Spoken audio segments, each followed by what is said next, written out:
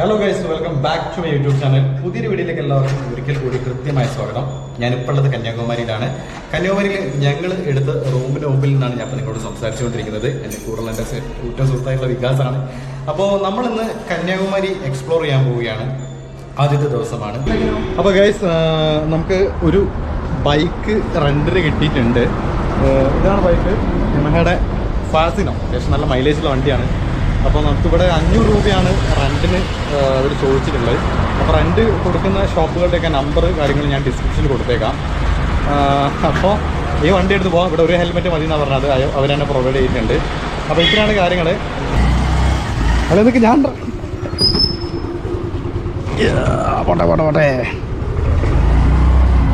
ഇങ്ങോട്ട് അല്ല, നേരെ എടുത്തോ. മാപ്പ് ഇടണോ? എങ്ങോട്ടെങ്കിലും എടുക്ക്, നമുക്ക് മാപ്പിട്ട് പോവാം. ഒരു ബൈക്കും റെന്റിനെടുത്ത് ഞങ്ങൾ ഇപ്പോൾ പോയിക്കൊണ്ടിരിക്കുന്നത് കന്യാകുമാരിയിൽ നിന്നും അധികം ദൂരത്തല്ലാതെ സ്ഥിതി ചെയ്യുന്ന കുറച്ച് സ്ഥലങ്ങൾ കാണാനാണ് കേട്ടോ. കന്യാകുമാരിക്ക് വരുന്ന ആളുകൾ സാധാരണയായിട്ട് അവിടെയുള്ള കാഴ്ചകളായിട്ടുള്ള സൺറൈസും സൺസെറ്റും അതേപോലെ തന്നെ വിവേകാനന്ദ റോക്കും തിരുവള്ളൂരിന്റെ സ്റ്റാച്യൂവും ഇതെല്ലാം തന്നെ കണ്ട് തിരിച്ചു പോകാറാണ് പതിവ്. എന്നാൽ അതിൽ നിന്നും വ്യത്യസ്തമായിട്ട് കന്യാകുമാരിക്ക് പുറത്തോട്ട് ഒരുപാട് സ്ഥലങ്ങൾ നമ്മളെ കാത്തിരിക്കുന്നുണ്ട്. അപ്പം അതും തേടിയുള്ള യാത്രയിലാണ് ഞങ്ങൾ.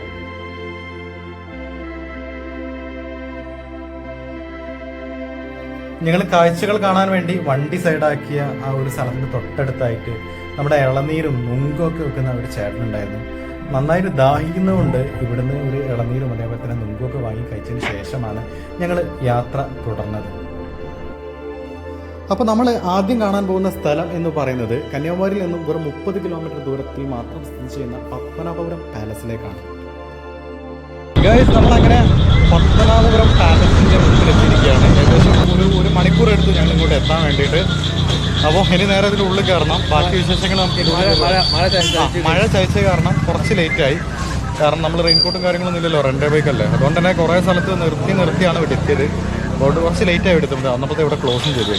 2 മണിക്ക് തുറക്കും.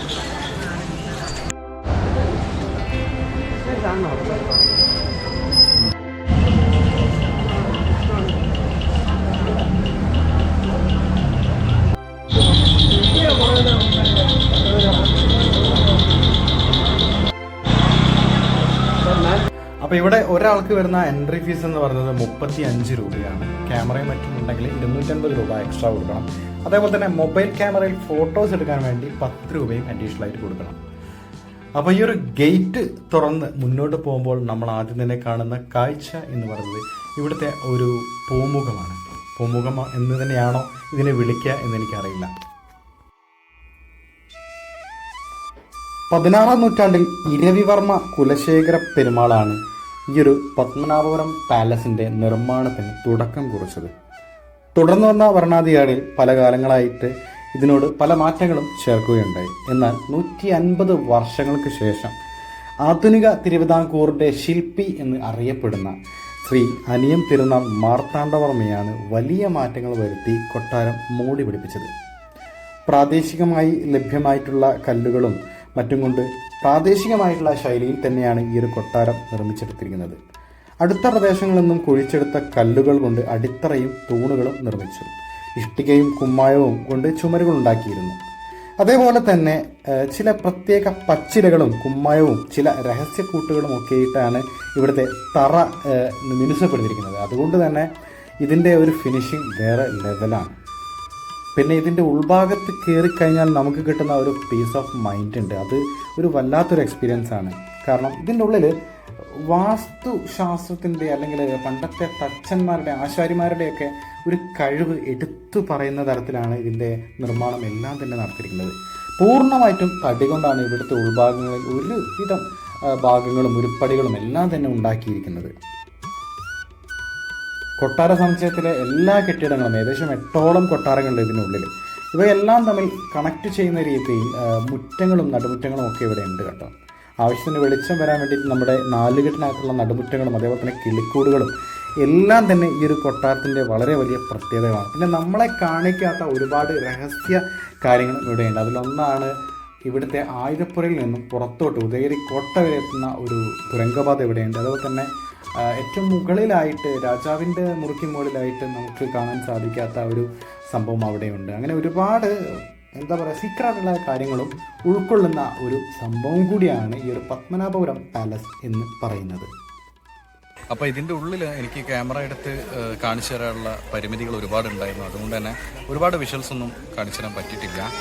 പക്ഷേ നല്ലൊരു ക്യാമറയും പിന്നെ ഇവിടുന്ന് പെർമിഷനും, അതായത് 250 റുപ്പീസ് പെർമിഷനും എടുത്ത് വന്നിട്ട് കുറച്ചുകൂടി ക്ലിയർ ആയിട്ട് ഇവിടുത്തെ കാര്യങ്ങളൊക്കെ കാണിച്ചു തരണം. ഇനി നിങ്ങൾ ആരെങ്കിലും വരുന്നിട്ടുണ്ടെങ്കിൽ തന്നെ ഇതിൻ്റെ ഉള്ളിൽ വിഷ്വൽസ് ഷൂട്ട് ചെയ്യാൻ ഉദ്ദേശിക്കുന്നുണ്ടെങ്കിൽ വെളിച്ചക്കുറവ് നന്നായിട്ടുണ്ട്. അത് കാരണം നമ്മൾ നമ്മുടെ സാധാ ഫോണിലോ മൊബൈൽ ഫോണിലോ എടുത്തു കഴിഞ്ഞാൽ ക്ലാരിറ്റി ഉണ്ടാവില്ല. അപ്പം അതുകൊണ്ട് നല്ല ക്യാമറയും നല്ല ലൈറ്റിങ്ങും ഒക്കെ ആയിട്ട് വരികയാണെങ്കിൽ മാത്രമേ ഉള്ളൂ ഇതിൻ്റെ ഉള്ളിലെ ഫുട്ടേജസ് കൃത്യമായിട്ട് എടുക്കാൻ പറ്റും. അപ്പോൾ എല്ലാവരും നേരിട്ട് വന്ന് കണ്ട് എന്താ പറയുക ആശ്ചര്യപ്പെടേണ്ട ഒരു വലിയൊരു സംഭവം തന്നെയാണ് ഇതെന്ന് പറയുന്നത്. കന്യാകുമാരി വരുന്ന ആളുകൾ വെറും കന്യാകുമാരി വന്നിട്ട് അവിടെയുള്ള ബീച്ചും സൺറൈസും സൺസെറ്റും പിന്നെ നമ്മുടെ ത്രിവേണി സംഗമം കഴിഞ്ഞ് തിരിച്ചു പോകാറാണ് പതിവ്. അപ്പോൾ ഞങ്ങൾ അതിൽ നിന്നും വ്യത്യസ്തമായിട്ട് എന്ത് ചെയ്യാമെന്നുള്ള ആലോചനയിലാണ് ഔട്ടർ ഓഫ് കന്യാകുമാരി, അതായത് കന്യാകുമാരിയുടെ ഒരു 10-30 കിലോമീറ്റർ സറൗണ്ടിങ്സിലുള്ള സ്ഥലങ്ങൾ കണ്ടു തീർക്കാമെന്നുള്ളൊരു പ്ലാനിൽ ഇങ്ങനെ ഇറങ്ങിയത്. പക്ഷേ അതിൽ ആദ്യത്തെ ഒരു സ്ഥലമാണ് ഈ ഒരു പത്മനാഭപുരം പാലസ് എന്ന് പറയുന്നത്. അത് കിഡിലിന് എക്സ്പീരിയൻസ് തന്നെയായിരുന്നു, ഒന്നും പറയാനില്ല.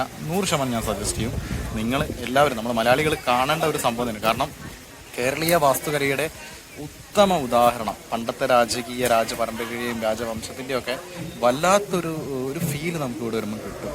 നമ്മളെപ്പോലുള്ള ആളുകൾ കേട്ടുകേൾവി മാത്രമുള്ള പല കാര്യങ്ങളും ഇവിടെ വന്നിട്ട് നമുക്കത് ഫീൽ ചെയ്യും. അപ്പോൾ ആ ഫീൽ എനിക്ക് ഇവന് ഉണ്ടായതുകൊണ്ടാണ് ഞങ്ങൾ ഇത്ര സ്ട്രോങ് ആയിട്ട് പറഞ്ഞത്. ഓക്കെ, അപ്പോൾ എല്ലാവരും വന്ന് കാണുക. അപ്പോൾ ഈ വീഡിയോ തൽക്കാലം ഞങ്ങൾ ഇവിടെ വൈൻഡ് അപ്പ് ചെയ്യുകയാണ്. നമുക്കിനി അടുത്ത സ്ഥലത്തേക്ക് പോവാം. സമയം കുറവാണ്.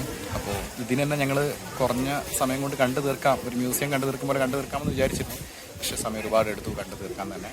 അപ്പോൾ ഇനി അടുത്ത സ്ഥലത്തേക്ക് പോകണം. അപ്പോൾ അടുത്ത സ്ഥലത്തേക്ക് പോകല്ലേ?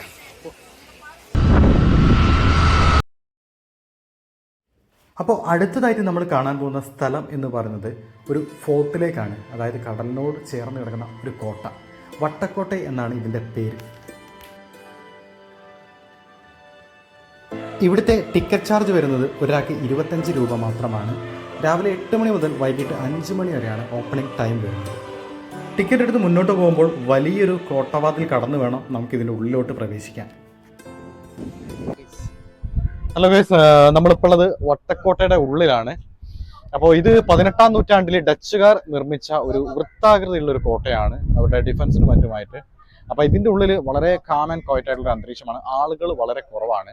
അപ്പോൾ കന്യാകുമാരി വരുന്ന ആളുകൾ കുറച്ചല്പം മാറി, അതായത് ആ ഒരു നഗരത്തിൽ നിന്ന് മാറിയിട്ട് കുറച്ച് ദൂരെയായിട്ട് ഈ ഒരു ഉച്ച സമയത്തൊക്കെ ഒന്ന് റിലാക്സ് ചെയ്യാൻ പറ്റിയ ഒരു സ്ഥലം നോക്കി നടക്കുകയാണെങ്കിൽ this is the best option. കാരണം അപ്പോൾ ഇതാ കോട്ടയുടെ ഉള്ളിലൂടെ ഇങ്ങനെ നടന്നുകൊണ്ടിരിക്കുകയാണ്.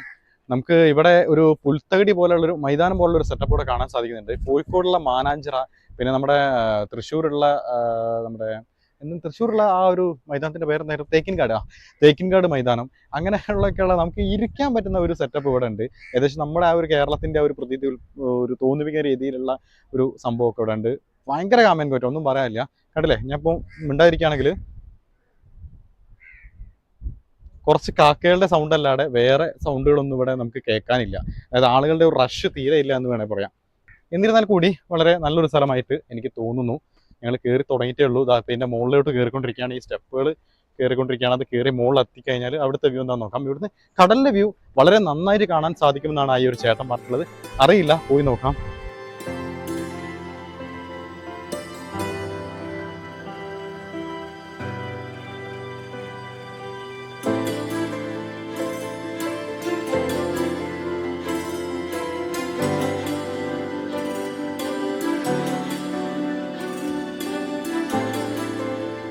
നമുക്ക് ഇതിന്റെ മുകളിലോട്ട് ഇനി ഒരു സ്റ്റെപ്പ് കൂടെ കയറാനുണ്ട്. ഒരു സ്ഥലമുണ്ട്.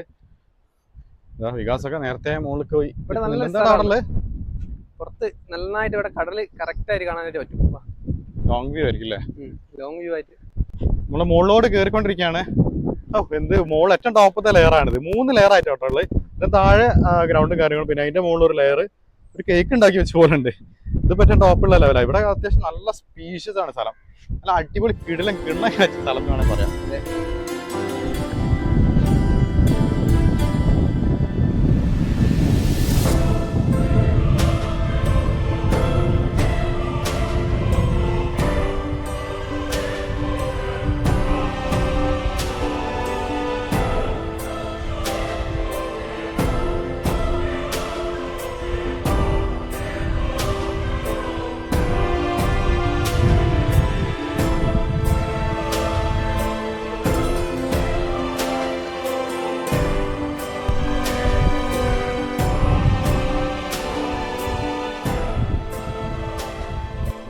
അപ്പൊ ഇവിടുന്നുള്ള വ്യൂ അടിപൊളിയാട്ടോ. അതായത് കടല് നല്ല വിശാലമായി നമുക്ക് കാണാൻ പറ്റുന്നുണ്ട്. അതേപോലെ തന്നെ അങ്ങ് ദൂരെയായിട്ട് കന്യാകുമാരി ആ ഒരു ബീച്ചും സംഭവങ്ങളും കാണുന്നുണ്ട്. ആ ഒരു എൻഡ് മുനമ്പ് കാണാൻ നമുക്ക് പറ്റും.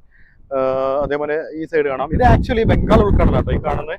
നമ്മള് ഇപ്പർ സൈഡിലേ വന്നു, തമിഴ്നാടിന്റെ ഈ ഭാഗത്തേ വന്നു.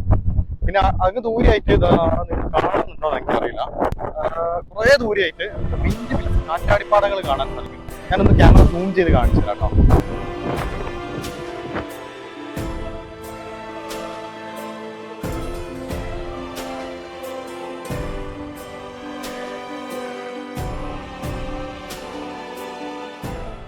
അതേപോലെ ഇവിടെ ഒരു ചെറിയൊരു സംഭവം കാണുന്നുണ്ട് ഈ ഒരു കോട്ടയുടെ ഉള്ളിലുള്ള.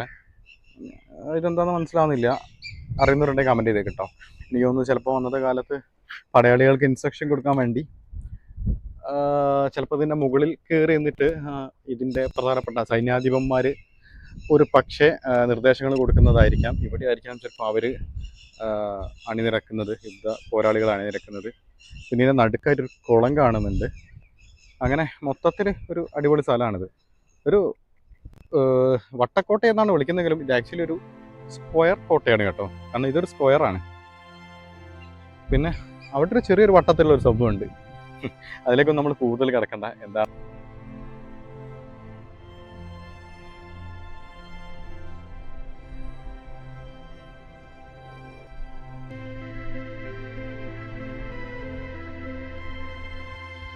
ഇപ്പോൾ ഞങ്ങൾ ഇരിക്കുന്ന ഈ ഒരു കൽമണ്ഡപം കണ്ടില്ലേ, ഒരുപാട് വൈഡാണ്. അപ്പോൾ നമുക്ക് വേണമെങ്കിൽ ഇവിടെ കിടക്കാം, ഒരു പ്രശ്നമില്ല. സോ ഗൈസ്, തൽക്കാലം ഈ ഒരു വട്ടക്കോട്ട എന്ന് പറയുന്ന ഈ സ്ഥലത്തു നിന്നും നമ്മൾ പോവുകയാണ്. അപ്പോൾ ഇനി കുറേ കാര്യങ്ങളുണ്ട്, പരിപാടികൾ ഇനിയും ചെയ്യാനൊക്കെ ഉണ്ട് നാളേക്കായിട്ട്. അതൊക്കെ ചെയ്തെടുക്കണം. അപ്പോൾ ഈ ഒരു എപ്പിസോഡിൻ്റെ അടുത്ത ഭാഗം വരുന്നുണ്ട് കേട്ടോ. കന്യാകുമാരി എക്സ്പ്ലോറിംഗ് ആണ്. കന്യാകുമാരി കാണാനുള്ള കാര്യങ്ങളൊക്കെയാണ് നമുക്ക് ഇനി നാളെ ചെയ്യാനുള്ളത്. അപ്പോൾ അതൊക്കെ നമുക്ക് നോക്കാം. ചിലപ്പോൾ ഞങ്ങൾ പോകുന്ന വഴിക്ക് ലൈറ്റ് ഹൗസ് കിട്ടാൻ പറ്റുമോ നോക്കും. അതായത് അവിടെ ഒരു ലൈറ്റ് ഹൗസ് ഉണ്ട്. ആ ലൈറ്റ് ഹൗസിൻ്റെ കാര്യങ്ങൾ ഒന്ന് കാണാൻ പറ്റുമോ എന്ന് നോക്കും. അപ്പോൾ ഓക്കെ, അപ്പോൾ നമുക്ക് കാണാം.